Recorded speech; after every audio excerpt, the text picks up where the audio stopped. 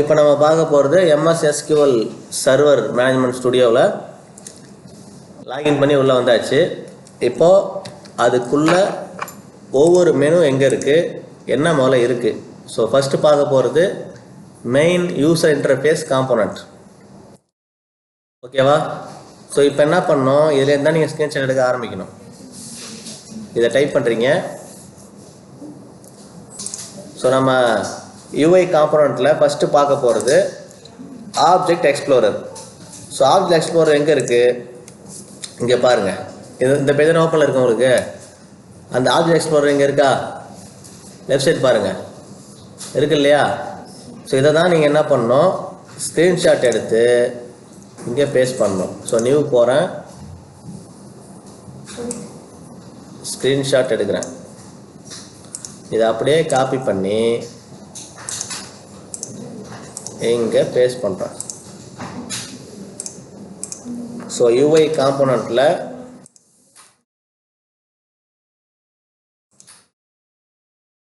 Object explorer.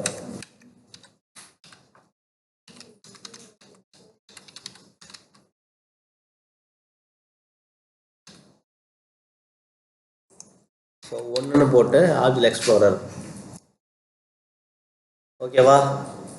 So உங்களுக்கு தெளிவாக தெரியறதுக்கு என்ன பண்ணலாம், இதை அப்படியே நீங்கள் ஃபுல் பேஜையும் ஸ்க்ரீன்ஷாட் எடுத்து இங்கே பேஸ்ட் பண்ணிக்கலாம்.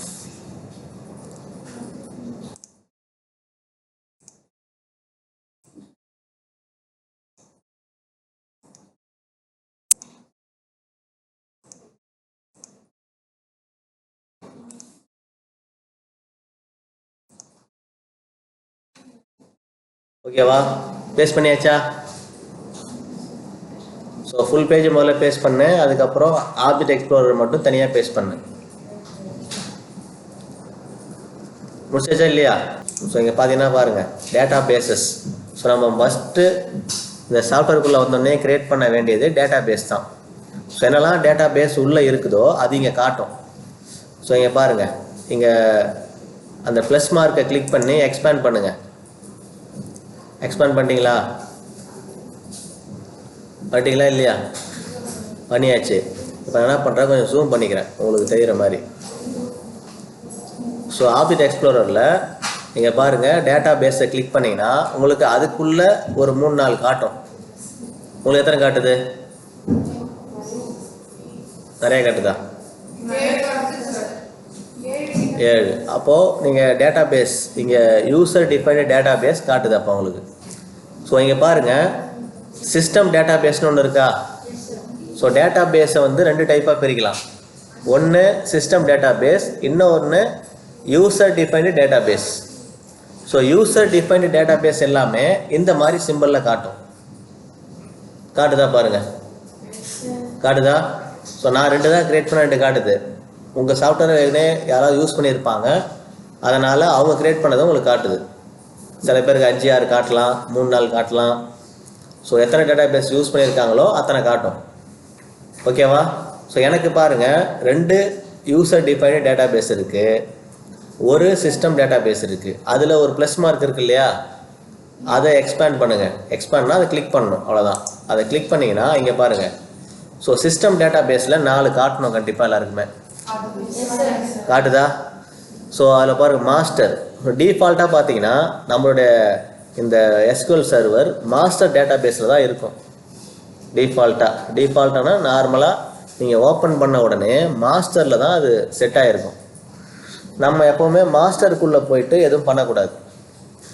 ஸோ இந்த மாஸ்டர் டேட்டா பேஸும் நம்மளுடைய பிசியில் இருக்கிற சி ட்ரைவும் ஒரே மாதிரி. ஸோ சி ட்ரைவில் போய் எதாவது ஸ்டோர் பண்ணுவோமா?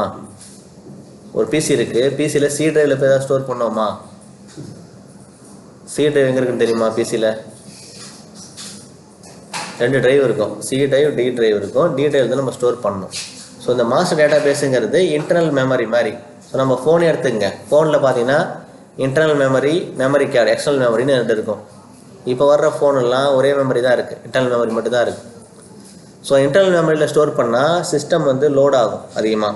அதே மாதிரி மாஸ்டர் டேட்டா பேஸ்லேயே நம்ம அதிகமாக எதுவும் ஸ்டோர் பண்ணக்கூடாது. மாஸ்டர் டேட்டா பேஸை நார்மலாக யூஸே பண்ணக்கூடாது. யூசர் டிஃபைன்டு டேட்டா பேஸை தான் யூஸ் பண்ணணும். ஓகேவா? ஸோ அடுத்தடுத்து பண்ணக்கூடிய எக்ஸசைஸ் எல்லாம் என்ன பண்ணுவோம் நான் user define database. So நம்ம தான் டேட்டா பேஸை க்ரியேட் பண்ண போகிறோம். ஓகேவா? ஸோ இப்போ மாஸ்டருங்கிற ஒரு டேட்டா பேஸ் இருக்குது சிஸ்டம் டேட்டா பேஸில். அந்த மாஸ்டருங்கிற டேட்டா பேஸை எக்ஸ்பேண்ட் பண்ணுறேன். ஸோ எக்ஸ்பேண்ட் பண்ணிங்கன்னா அதுக்குள்ளே இந்த மாதிரி ஒரு 7 டைப் இருக்கும். இருக்கா இல்லையா? எல்லாருக்குமே 7 இருக்கும். 7 கம்மியாகவும் இருக்காது, அதிகமாகவும் இருக்காது. ஸோ இங்கே டேபிள், இந்த மாஸ்டர் டேட்டா பேஸுக்குள்ளே என்னெல்லாம் டேபிள் இருக்குதோ அது இங்கே காட்டும். ஸோ கவனிங்க, இப்போ டேபிள்னா அதுக்குள்ளே பாருங்கள், டேபிள் உள்ளேயும் 3 டேபிள் காட்டும். கண்டிப்பாக எல்லாருக்குமே இது இருக்கும், இல்லாமலாம் இருக்காது. காட்டுதா? இப்போ அந்த சிஸ்டம் டேபிள் இது டேபிளுக்குள்ள நிறையா இருக்குதா?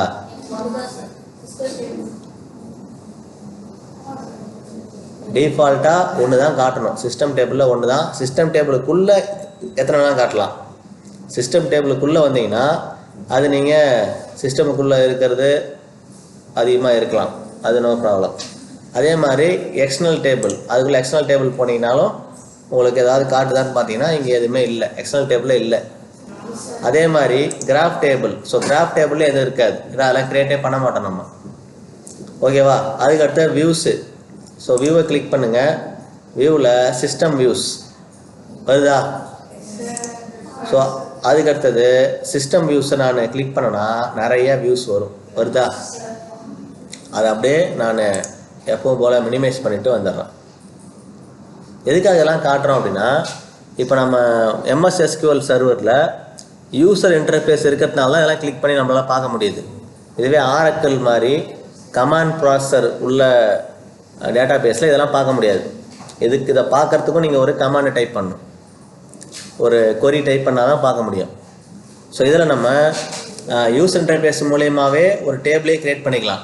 ஸோ அந்த ஆப்ஷன் எங்கே இருக்குது பாருங்கள். இது அப்படியே டேபிள் இருக்குது இல்லையா, இங்கே மாஸ்டருக்கு டேபிள் இருக்கா, அதை அப்படியே ரைட் கிளிக் பண்ணிங்கன்னா நியூ டேபிள் க்ரியேட் பண்ணுற ஆப்ஷனே வருதா? ஆனால் இப்போ க்ரியேட் பண்ணக்கூடாது, ஆப்ஷன் மட்டும் வருதான்னு பாருங்கள், அதை நம்ம அப்புறம் பார்ப்போம். ஓகேவா? ஸோ இதுவே நீங்கள் மற்ற டேட்டா பேஸாக இருந்ததுன்னா இந்த ஆப்ஷன் வராது. இது ஏன் யூஸ் பண்ணுறதுக்கு ரொம்ப யூசர் ஃப்ரெண்ட்லியாக இருக்குதுன்னு பார்த்தீங்கன்னா இந்த யூசர் இன்டர்ஃபேஸ் இருக்கிறதுனால தான். ஸோ ஒரு நான் டெக்னிக்கல் பர்சன் கூட, ஒரு கோடிங் நாலேஜ் இல்லாதவங்க கூட இதெல்லாம் பார்க்க முடியுமா?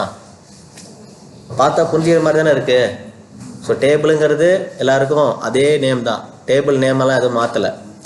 அதுக்குள்ளே நியூன்னு போனால் ஸோ புதுசாக க்ரியேட் பண்ண போகிறோம் நமக்கு தெரியுதா? இதுக்கு நம்ம கம்ப்யூட்டர் சயின்ஸ் டிபார்ட்மெண்ட் தான் படிச்சிருக்கணும், கம்ப்யூட்டர் சயின்ஸ் டிபார்ட்மெண்ட்டில் ஒரு டிகிரி வாங்கியிருக்கணும், ஸோ நமக்கு டேட்டா பேஸ் தெரிஞ்சிருக்கணுன்ற அவசியம்லாம் கிடையாது. ஸோ பார்த்தோன்னே புரிஞ்சிக்க முடியுது இல்லையா? ஸோ அதுதான் இந்த யூசர் இன்டர்ஃபேஸோட ஒரு ஸ்பெஷாலிட்டியே. ஓகேவா? ஸோ இப்போ அடுத்தது இன்னும் அதில் ஸ்டோரேஜு இந்த மாதிரி நிறையா இருக்குது. நம்ம அதெல்லாம் மேக்ஸிமம் இதெல்லாம் யூஸ் பண்ண மாட்டோம். ஸோ நம்ம யூஸ் பண்ண போகிறது இந்த table creation, database creation. அதே மாதிரி டேட்டா பேஸ்லேயும் பார்த்தீங்கன்னா இங்கே நியூ டேட்டா பேஸ் கிரியேட் பண்ணுற ஆப்ஷனும் இதிலே இருக்கும்.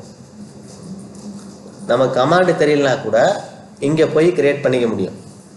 ஸோ அதுதான் இங்கே சொல்ல வரேன்.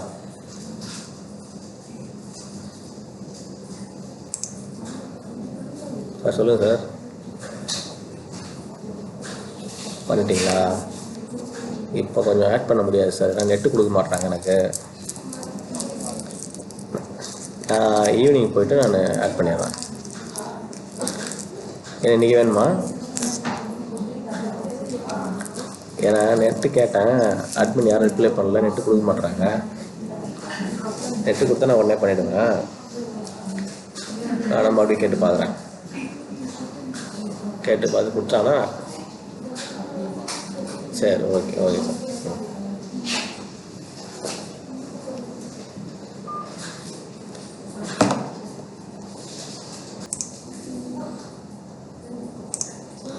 ஸோ இப்போது ஆப்ஜெக்ட் எக்ஸ்ப்ளோரரில் என்ன பண்ண முடியும்னு ஒரு ஐடியா வந்துருச்சா? ஆப்ஜெக்ட் எக்ஸ்ப்ளோரரில் நம்மளால் ஒரு டேபிளை டைப் பண்ண முடியும்.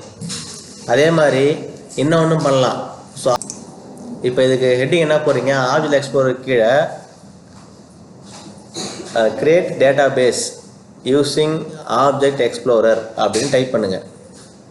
create database using object explorer.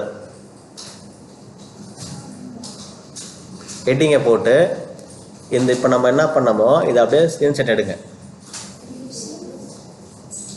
Create database using object explorer. Heading type பண்ணிட்டீங்களா? டைப் பண்ணதுக்கப்புறம் இன்புட்டு கொடுக்கணும். ஸோ டேட்டாபேஸுக்கு நேம் தரணும். ஸோ நேம் பார்த்தீங்கன்னா BSc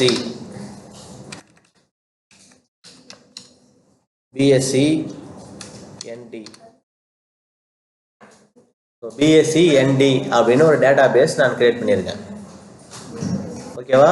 டேட்டாபேஸ் நேம் கேட்குற இடத்துல BSc ND.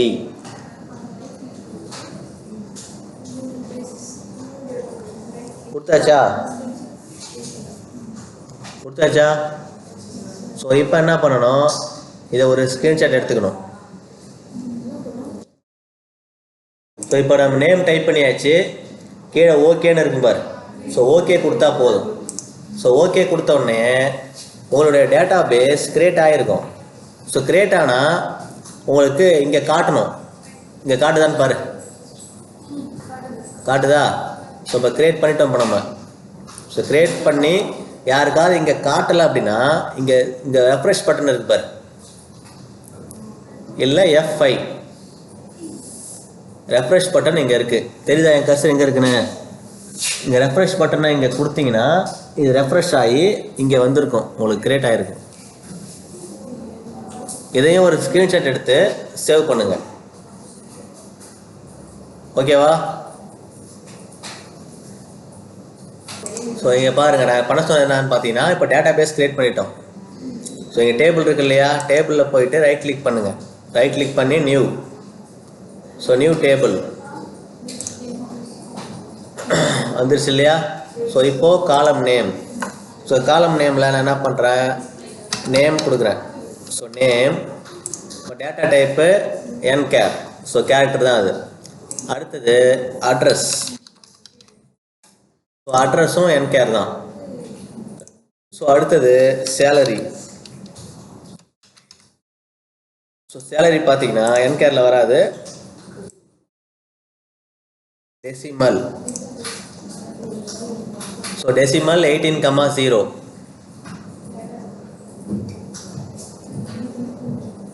அதுக்கு அடுத்தது வேற என்ன கொடுக்கலாம்?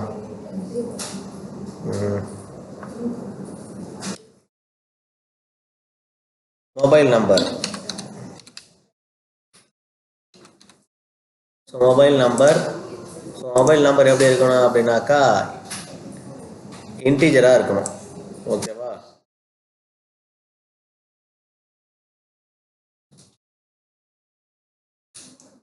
இன்ட்டு. ஸோ இன்ட்டுன்னு நான் கொடுத்துட்டேன். ஓகேவா? ஸோ 4 காலம் கிரியேட் பண்ணியிருக்கேன்.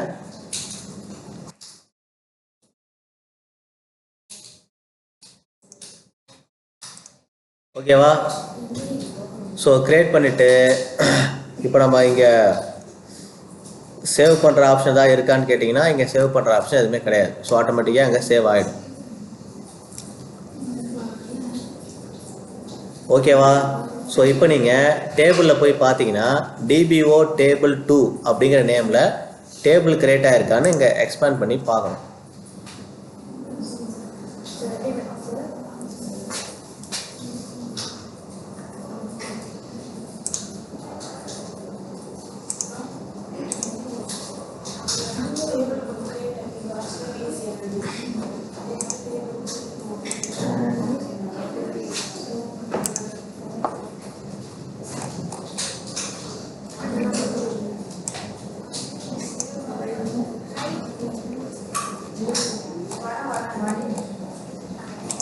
இப்போ ஃபஸ்ட்டு கிரியேட் பண்ண டேபிளை நான் க்ளோஸ் பண்ணிக்கிறேன். ஸோ ரெண்டாவது டேபிள். ஸோ இதில் சேவ் பண்ணுறதுக்கு ஆப்ஷன் பார்த்தீங்கன்னா இங்கே போய் இப்படி க்ளோஸ் கொடுங்க. க்ளோஸ் கொடுத்தோடனே சேவ் ஆப்ஷன் வரும். ஸோ மேலே அங்கே கிராஸ் மார்க் இருக்கு இல்லையா, அதை கிளிக் பண்ணிங்கன்னா சேவ் ஆப்ஷன் வரும். ஸோ டேபிளுக்கு நேம் கேட்குதா? இங்கே கேட்குதா? ஸோ நான் என்ன பண்ணுறேன், எம்ப்ளாயி, ஸோ எம்ப்ளாயின்னு வேணாம், emp EMP table, so EMP tab அப்படின்னு ஒரு நேம் கொடுக்குறேன். ஓகேவா? ஸோ டேபிளுக்கு ஒரு நேம் கொடுத்தாச்சு. ஸோ நேம் கொடுத்துட்டு ஓகே. ஸோ இப்போ போய் பார்த்தீங்கன்னா அந்த டேபிள் உங்களுக்கு கிரியேட் ஆகிருக்கும். இங்கே ஆயிருக்கா? unable to create table. சரி கவனிப்பா. இப்போ நம்ம ஆப்ஜெக்ட் எக்ஸ்ப்ளோரரில் இருக்கிற டேட்டாபேஸ் அண்ட் டேபிள் பார்த்தாச்சு. ஸோ வியூஸ்லாம் வந்து ஆக்சுவலாக இதில் யூஸ் பண்ணக்கூடாது. ஸோ வியூஸுக்கு நம்ம கொரி தான் யூஸ் பண்ணோம். வியூஸு, ஸ்டோர்டு ப்ரொசீஜர் இதெல்லாம் வந்து கொரி தான் யூஸ் பண்ண போகிறோம். இதை நம்ம அடுத்தடுத்து டிக்யூஎல், டிசிஎல் வரும்போது நம்ம பார்க்கலாம். ஓகேவா? ஸோ இதை முடித்ததுக்கப்புறம் நம்ம பார்க்க வேண்டியது கொரி எடிட்டர். ஸோ கொரி எடிட்டர் எங்கே இருக்குது அப்படின்னு பார்த்தீங்கன்னா, இங்கே பாருங்கள். இப்போ நம்மளுடைய டேட்டாபேஸ், ஸோ நம்மளுடைய யூசர் இன்டர்ஃபேஸ் இருக்குது இல்லையா?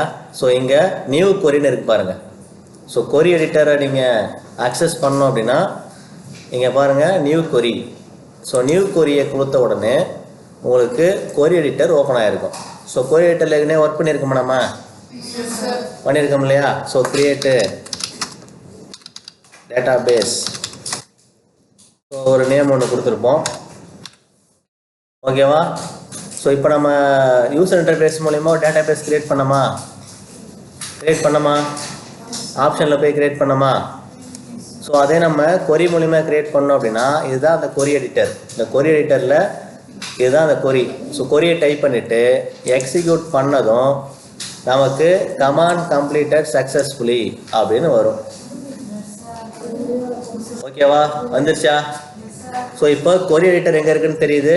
அதே மாதிரி ஆப்ஜெக்ட் எக்ஸ்ப்ளோரர் எங்கே இருக்குன்னு நம்ம தெரிஞ்சுக்கிட்டோமா? ஓகேவா? ஸோ இப்போ அடுத்தது result pane. So result pane எங்கே இருக்குது அப்படின்னு பார்த்தீங்கன்னா, இப்போ நம்ம கொரி எடிட்டரில் டைப் பண்ணிவிட்டு அவுட்புட்டை எங்கே பார்க்குறோமோ அதுதான் ரிசல்ட் பேன். ஸோ இதுதான் அந்த ரிசல்ட் பேன் அப்படிங்கிறது. இதெல்லாம் ஸ்க்ரீன்ஷாட் எடுத்து சேவ் பண்ணுங்கள். இது கொரி எடிட்டர். கொரி எடிட்டரை தனியாக ஸ்க்ரீன்ஷாட் எடுக்கணும். இந்த ரிசல்ட் பேனை தனியாக ஸ்க்ரீன்ஷாட் எடுக்கணும். ஓகேவா?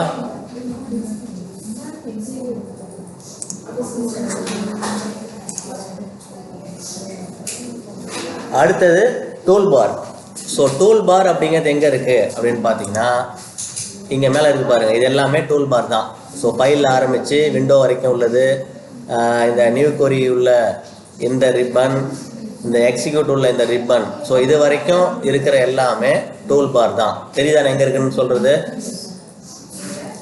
இங்கே இருக்குது பாருங்கள். இது எல்லாமே டூல் பார். இதுக்கு மேலே உள்ளது எல்லாமே இந்த ஃபைல் எக்ஸ்ப்ளோரருக்கு மேலே இருக்கிற அத்தனை டூலுமே டூல் பார். ஓகேவா? ஸோ இப்போ அதையும் என்ன பண்ணுங்கள், ஸ்க்ரீன்ஷாட் எடுங்க. சொல்லுது புரியுதா எங்கே இருக்குன்னு? ஸோ டூல் பாருங்கிறது இங்கே ஃபைலில் ஆரம்பித்து இந்த எக்ஸ்ப்ளோரர், ஆப்ஜெக்ட் எக்ஸ்ப்ளோரர் வரைக்கும் இருக்கிற இந்த 3 ரோவுமே டூல் பார் அப்படின்னு சொல்லுவோம். ஸோ அதையும் ஸ்க்ரீன்ஷாட் எடுத்துக்கங்க. ஸோ அதான் நான் ஸ்க்ரீன்ஷாட் எடுத்துருக்கேன் பாருங்கள். தெரியுதா டூல் பார்னா இதுன்ட்டு? இதுதான் டூல் பார். ஸோ நீங்கள் மேலே ஃபைலில் ஆரம்பித்து டேட்டாபேஸ், எக்ஸிக்யூட், நியூ கொரி இது எல்லாமே சேர்ந்தது தான் டூல் பார். ஓகேவா? ஸோ அடுத்தது menu bar. So menu bar, toolbar. So இந்த ஃபைல்லேருந்து ஆரம்பித்து ஹெல்ப் வரைக்கும் உள்ள அந்த மெயின் மெனு தான் மெனு பார்னு சொல்லுவோம். எல்லாம் சேர்ந்தா அது toolbar. So file to அந்த ஹெல்ப் வரைக்கும் உள்ளது மெனு பார்னு சொல்லுவோம். ஸோ மெனு பாரில் இருக்கிற டூல்லாம் சேர்த்திங்கன்னா அது டூல் பார். ஸோ மெனு மட்டும் எடுத்துக்கிட்டிங்கன்னா அது மெனு பார்.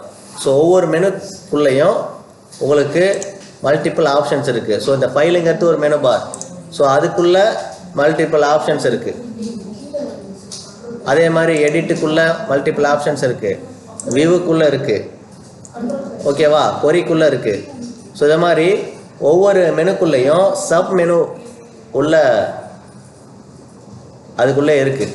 ஸோ நம்ம தேவைப்படும் போது அதை எடுத்து யூஸ் பண்ணிப்போம். ஓகேவா? ஸோ அடுத்தது status bar. So status bar எங்கே இருக்குது அப்படின்னு பார்த்தோம்னா இங்கே பாருங்கள், இங்கே கடைசியாக பாருங்கள், கொரி எக்ஸிக்யூட்டட் சக்ஸஸ்ஃபுல்லின்னு இருக்கு இல்லையா, இந்த கீழே இதுதான் அந்த ஸ்டேட்டஸ் பாருங்கள். இந்த ஸ்டேட்டஸ் பாருங்கள் இதுதான் சொல்லுவோம். இது ரிசல்ட் பேன், இது கொரி எடிட்டர், இது ஸ்டேட்டஸ் பார், மேலே உள்ளது மெனு பார், இந்த எல்லா டூலும் சேர்ந்தா அது டூல் பார். ஓகேவா?